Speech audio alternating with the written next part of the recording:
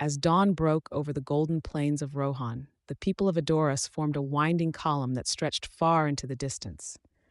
Theoden King rode at the front, his golden armor catching the early morning light, while Aragorn and Legolas kept watchful eyes on the surrounding hills.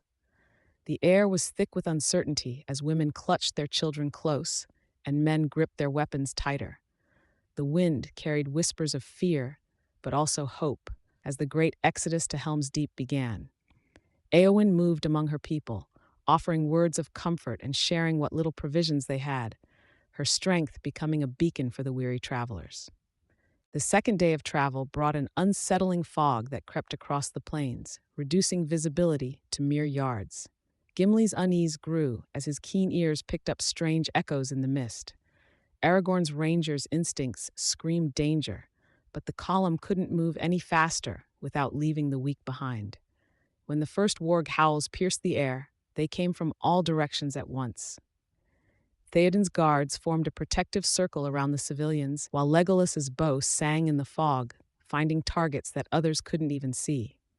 But for every shadow they struck down, two more seemed to emerge from the mist. As the ancient fortress of Helm's Deep finally emerged from the evening shadows, a collective gasp of awe rippled through the weary travelers. The Hornburg stood defiant against the darkening sky, its stone walls promising safety after the harrowing journey. But Aragorn's experienced eyes saw what others missed. The fortress was understaffed, its defenses neglected.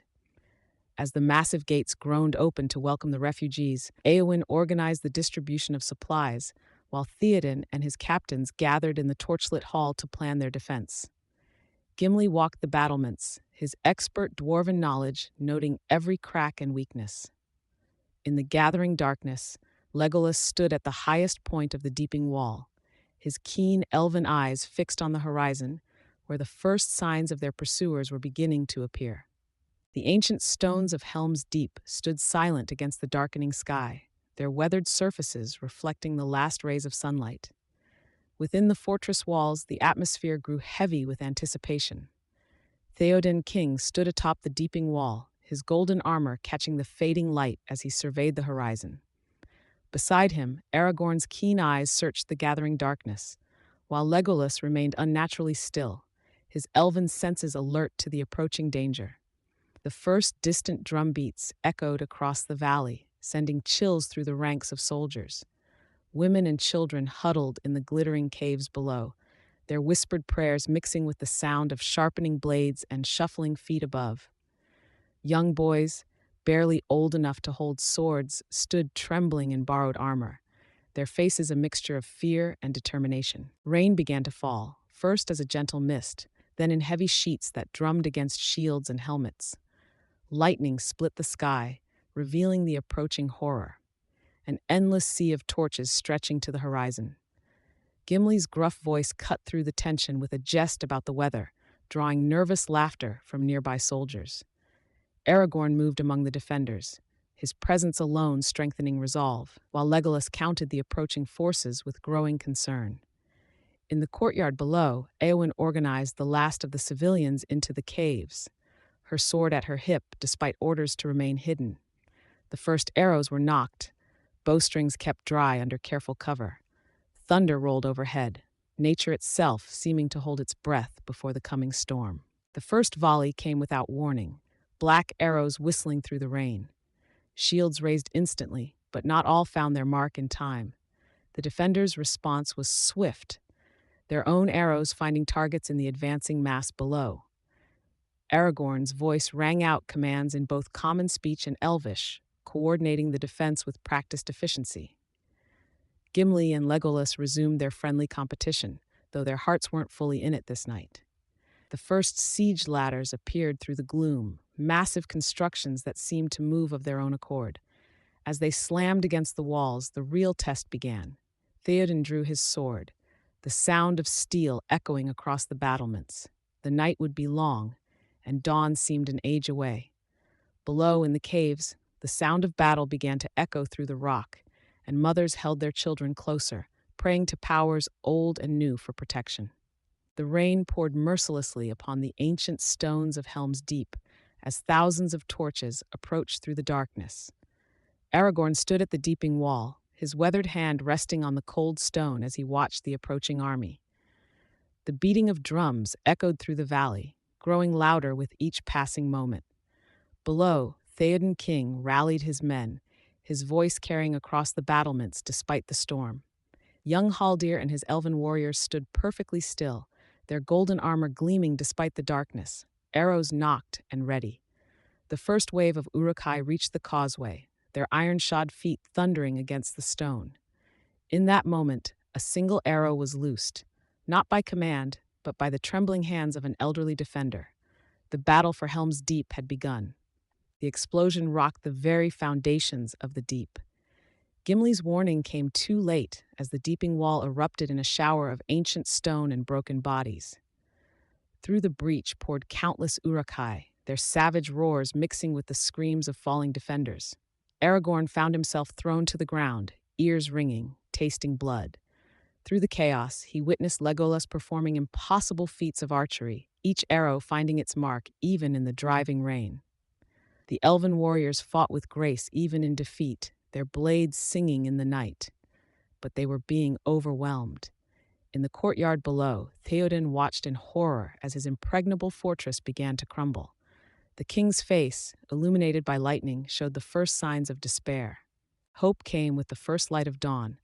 As the defenders retreated deeper into the keep, horns echoed from the east.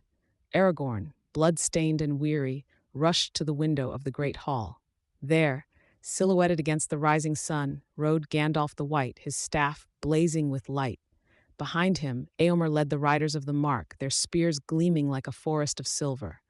The Uruk-hai turned to face this new threat, but they were caught between hammer and anvil. Theoden, his spirit renewed, called for one last charge. The great gates of the Hornburg burst open, and the King of the Mark led his remaining warriors in a desperate sortie. The timing was perfect. As the defenders crashed into the Uruk-hai from behind, Gandalf's riders struck from the front like a lightning bolt. The valley became a killing ground, and the mighty army of Isengard broke at last, fleeing into the waiting forest that had mysteriously appeared during the night. The deep was defended, but the cost had been terrible. Under the pale moonlight, Frodo and Sam found themselves following their peculiar guide through the rocky terrain. Gollum, once known as Sméagol, moved with an unsettling grace, his large pale eyes reflecting the starlight as he led them through hidden paths. The hobbits watched with mixed feelings as their guide would occasionally stop, sniffing the air and muttering to himself in that distinctive voice of his. Sam remained suspicious, keeping one hand always near the hilt of his sword, while Frodo felt an odd connection to the creature, recognizing something familiar in those ancient eyes. The night grew deeper as they navigated through a maze of sharp rocks, with Gollum becoming increasingly agitated about something in the distance. The tension grew as they made camp in a sheltered hollow. Sam prepared their meager meal, watching as Gollum recoiled from the cooking fire with visible disgust. The creature's internal struggle became more apparent as he argued with himself, switching between his more gentle Sméagol personality and the darker Gollum. Frodo observed this with growing concern, seeing their guide's inner turmoil manifest in these conversations. The night brought strange sounds, distant howls and the beating of great wings overhead, forcing them to hide beneath the sparse brush. Sam's suspicions deepened when he caught Gollum staring at Frodo with an unsettling intensity, particularly at the chain around his neck. Dawn brought new challenges as Gollum revealed his planned route, a secret path that would take them past the Black Gate. His excitement was palpable as he described the way, though his words were riddled with riddles and half-truths. Sam's skepticism reached new heights when their guide began speaking of stairs and tunnels, yet Frodo sensed no immediate deception. The morning sun revealed a desolate landscape ahead, with distant mountains shrouded in ominous clouds. As they prepared to move on, Gollum's behavior shifted suddenly. He became more animated, more eager to press forward, speaking of a safe passage he knew. The hobbits exchanged worried glances, knowing their fate now rested in the hands of this unpredictable creature, yet having no choice but to follow. The path ahead promised both hope and danger, with no way of knowing which would prove stronger.